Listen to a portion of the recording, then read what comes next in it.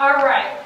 So our first question is, what in your faith brings you joy?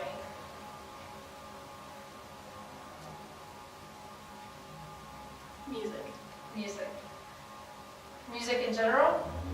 Well, yeah, but I was thinking in church, like my church back home has always had like really big, an adult choir that sings every Sunday and like 2 or 3 children's choirs, and they have handbells and a brass choir and all this stuff, so music. Community, being together with people that are like you, have a lot in common, same values. I was going to say human interaction, because a lot of times nowadays people aren't always together to interact, but when they do, I think that's a joyous time. Yeah, I like hanging out with you guys. Do you really? Yeah, actually. I kind of like it when people get their kids and stuff. When they bring their kids to church and you see their kids getting involved in programs, things like that. It's pretty cool. I like it when we reach out to the community and give back to them.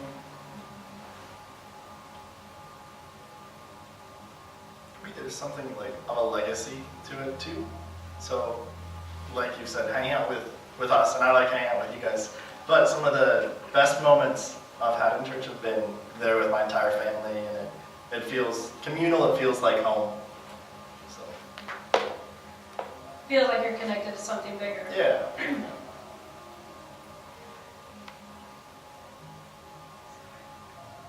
So where do you experience or see God's light in the world? Where have you experienced God? I got kind of a little story, I guess you could say. My best friend was up in New York. He was on leave from the military at the moment, and he was up in New York with one of his buddies. And they were eating at a restaurant outside. And across the street was a family. And one of the girls was walking across the street. She got struck by a car. Since he was in the military, he had medical training. He ran across the street over to her and did every necessary things to make sure she stayed alive, and she survived. If he wouldn't have been there, she would have died there. Oh, wow. So I think that's kind of a pretty big thing. And he still keeps in contact with him from time to time. Still fine. I can expand off that. I see God when people step up and like do things for other people, like act out what they believe, not just preach it to other people. I see that more in the little people, like not, politicians or people who are like publicly recognized or like, extravagantly wealthy people. Just the little people seem to know what it's like to have nothing, and they give back a lot easier than I think people who know what it's like to have a lot do. For me, it's the physically little people, because I teach Sunday school. So it's always really exciting to see the joy that comes from the middle schoolers that I teach when they have some sort of an epiphany about their faith or about the lesson that we're talking about that week. So that's definitely where I see God's light in the world. Yeah, I see God in like the campers, because as you know, I'm a counselor at Bluestone, so I see God like when we all interact together and we're all like there and have fun and praise God and stuff, and I just think it's cool. It is. And I think I'm still having those epiphanies. I'm sure we all are still having those epiphanies. It's not so much a seeing, but it's a feeling. You can get like a sense right here, and it's warm and it's fuzzy, and Right. it gives you goosebumps. Yeah. Are you in love? I'm in love. I'm in love with Jesus. Look straight at the camera for that.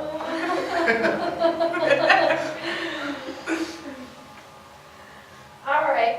What about, we're coming out of the Easter season, and yeah, it's easy to be in love with Jesus. I cry every year. So I guess when I feel close to God is when we sing Christ the Lord is risen today on Easter Sunday. I cry every time we sing that because of how powerful it is.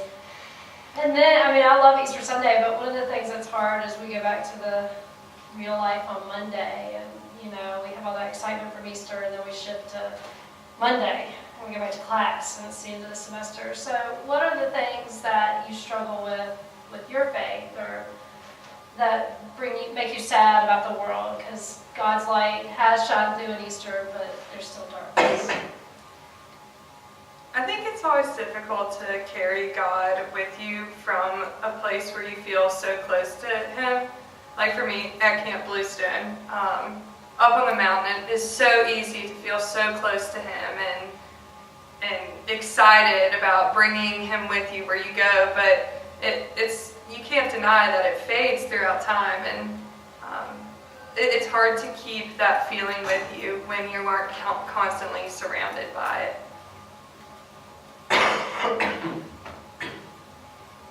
I think what I struggle with is how people treat each other, or even how I treat myself. So, I want to believe that God is love and that there's grace in the world and that there's grace for me. And I struggle with, one, how mean people are to each other, how much we like to hate people because they're different, because they don't believe the same, or maybe they don't agree with me politically. And so that makes me sad. And then I'm really hard on myself. So that's another place I don't see God at work or feel darkness. I struggle, I worked at a restaurant. I've worked at a restaurant every summer since I've been in college, and on Sundays. I refuse to work on Sundays because you'll have people that come in and they tell you they just came from church and they tell you how wonderful it is. But then they're really mean to the people that are serving them or are helping them. And then they make comments like, I'm not going to tip you, God will tip you. And I'm one of those people, religious people, that I think that God puts you in people's lives to do stuff for them and help them. And by not tipping them, I feel like you're kind of ignoring everything that you've been taught to do your entire life. So that's when I struggle with it, when people say they're religious but don't really actually act out their religion. Like taking ownership of conviction. Walking the walk in the light. For me, the struggle is long-term uncertainty. And I don't so much struggle with it now, but in the past, I've gone through phases where, that really test your faith and test everything that you think that you're about. And so actually from this, I've developed a really strong sense of providence. And if one part about me is super Presbyterian, it's my really belief in providence and that things in the end work out well, in the way that they're supposed to. They don't work out the way that you think that they will, but they're supposed to. The first question again is, how are you honest with God about your own struggles of faith and life? I think I'm honest with God by being honest with others also. And so we're just out of the Lenten season. Every year I try to do something differently or add something for Lent, and this year my Lenten devotion to myself was trying to be more intentional with relationships. And part of that is relationships in a Christian standpoint, relationships with people around you. And through that honesty, I think it all flows into honesty about yourself and honesty with your faith.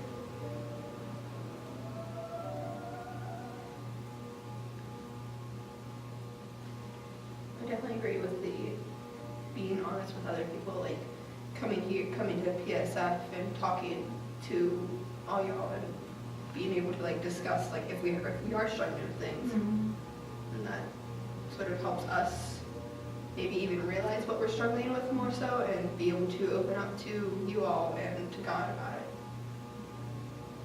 I think that's hard though, Yeah. because I a lot of the time am not honest with myself. So how can I be honest with God or other people? Because I don't like to admit when I fail. So that is a big part of it. I don't like to admit my faults. I think sometimes it's like a self-reflection and how you can find your own faults, because announcing them to people is so uncomfortable. We all know that. yeah, we always try to put on the best face. Mhm. And part of that is trying to build ourselves into a better person, but part of that is to try to not trick people, but trick people into thinking that everything's perfect. It's like Facebook. It's like Facebook, it's like Twitter, Yeah, I was it's like thinking. life, yeah. People only tell the good things about their life. That's Nobody right. ever posts the bad things. But you can also do that. Post the Like, good hair days, you don't post the bad. That's right. I don't post hair days. Disclaimer. like you can do that a lot, like with church though. Like you go to church and like especially like Easter Sunday, like you put on your Easter vest, but like not that what you're wearing should matter, but you put on your best face too. Yeah. And just like because you're at church, so you act more polite, like you don't swear, and I don't know. I just feel like you should be who you are wherever you are, but that means that you can take that churchliness into your real life as well. I don't think it has to necessarily be like guns blazing in the church. I'm laughing because we used to have these huge fights when I was in high school. My sister and I would be fighting, my mom and I would be fighting, or we'd all be fighting, and then it'd be like church time. It'd be like, all right, let's all act nice. So it is sometimes hard to like go to church and be honest about the struggles you have, you know, with people you love or with people, your family. Yeah, you just kind of pretend that everything's okay. Yeah, you know, knockdown, drag out fight in the middle of the sanctuary probably wouldn't be, you know, everybody's favorite part of church. So it might be. Yeah, it might be. It's like Just throw it. protection. I mean, Might love if my it. brother and I were picking at each other during church, my mom would like give us dirty looks until it got to a song. When we all would stand up, she would switch with one of us and separate us. I had a death glare.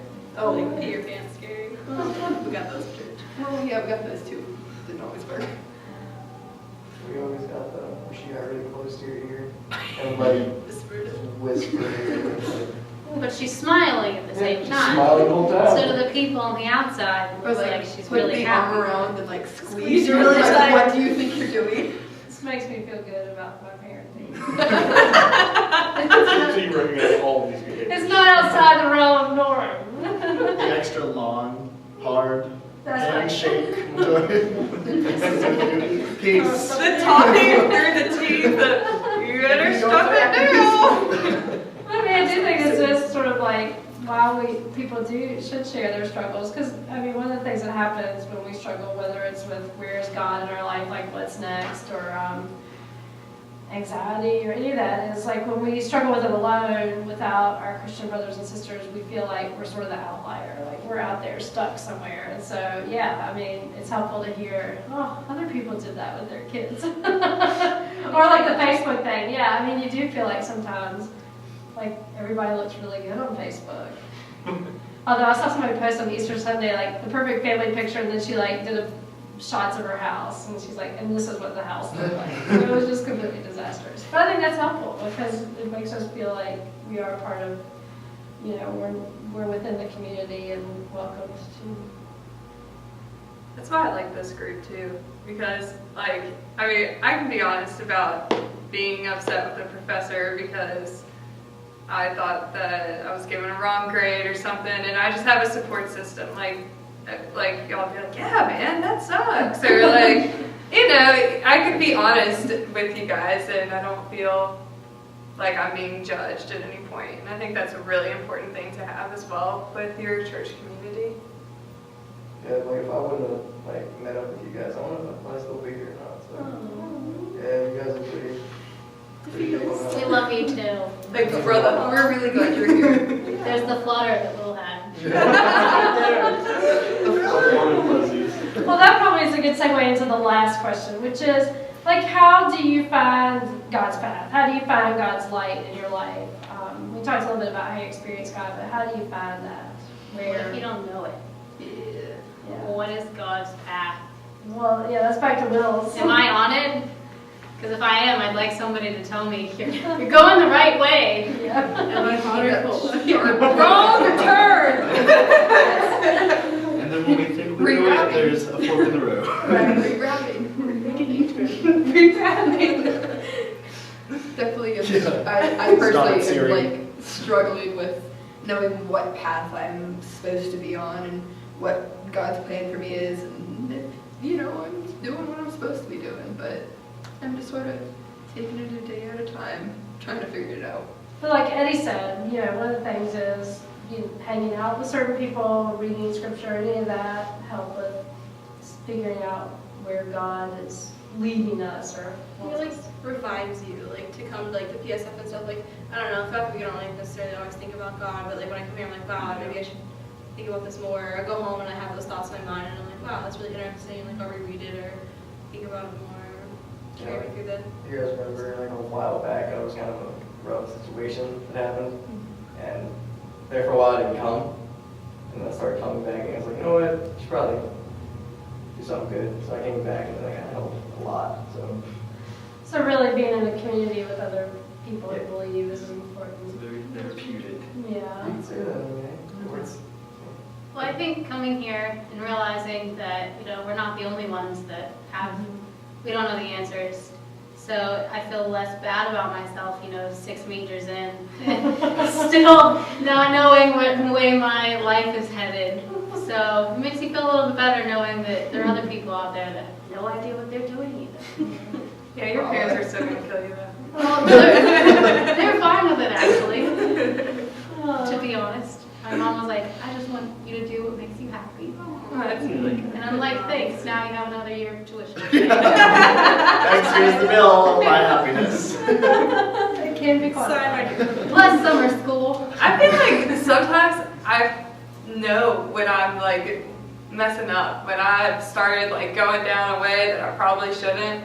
But I think one of the great things about this year is that I've had like this group to help turn it around. Like, you know, if I've started maybe hanging around people I probably shouldn't, or going places I shouldn't go, like it makes me think twice about it. Like I'm kind of being held accountable at some points, and at this point in my life, I feel like I'm going in a really positive direction. So I don't know if that's just God telling me that you're doing it, you're on the right path, like keep going, or I just, you know, I have a good support group. I think back to what you said earlier, I think music, sometimes I find I sing the same hymns over and over again. Amazing Grace is one, because I need grace every day. So why that's your daughter's middle name? Yeah, that's probably, partly it is why it's her middle name, because I thought grace was important. And yeah, it was grace that got her here and keeps her alive.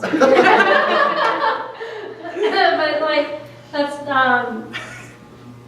come thou fount, however you say that word, like, that's prone to wander, but that God is always like prone to wander, and but we're always tied to God. Something that song. So for me, like that also helps keep me on the path, is those songs that ring in my ears. I can agree with that. Yeah. My dad has never really gone to church my entire life because he had a pretty hard childhood, and when he did go to church, he had a disability as a child, and you know, he was kind of cast out by a lot of people, and that happened at church. But still, every day when he takes a shower, he listens to what he calls his Jesus music. So that, like, he's getting it through music, maybe not through the same community that we do, but I can get that. I agree. Like I do, like I don't necessarily hymns, but my camp songs. Like I'm sure you guys can relate. Like if you have a really bad day, you just gotta get like one camp song out or like one energizer in, and you do it. Truck in and. Well, I'm all about the Southern gospel, and my neighbors, I'm sure, hate me. But I think there's something to be said about the intentionality behind these too.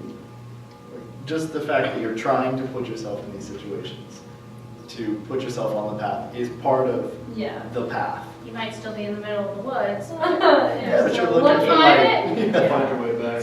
You're dusting off the leaves. God is the compass. That's right. You're clean though. It's the light to the path. Sweeping the Hogan Trail. We're sweeping the Hogan Trail. Your songs that with like the path thing is Here I Am, Lord. That one always speaks to me because I struggle so much with figuring out what I want to do with my life, and that song always just sort of like calms me down about it. It's like, it's okay. I'm here. I'm waiting for the call. Yeah. Whatever you need, just you gotta let me know. I'll be there. here. Join the club. Yeah. There's lots of us in it. Maybe even Wednesday night.